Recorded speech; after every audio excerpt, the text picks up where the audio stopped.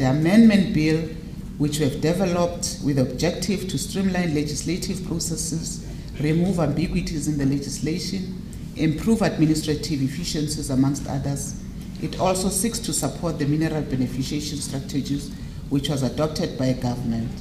The few issues which are outstanding in the amendment bill, I am positive that through the partnership and working together once more, we will find each other.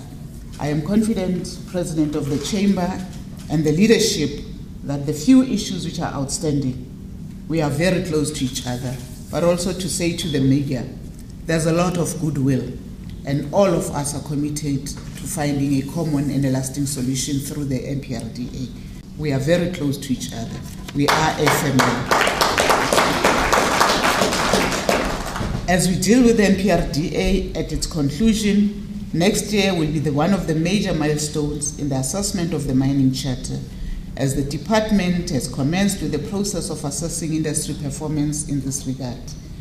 May I request the Chamber to cooperate with us on this process, for which the country is eagerly awaiting the outcome.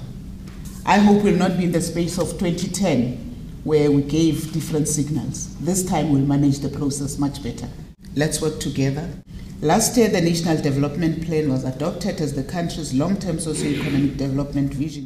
To realize this vision, we would have to put our economy on a more inclusive, production-led and export-orientated trajectory, which can only be achieved through the industrialization into which minerals form a key input.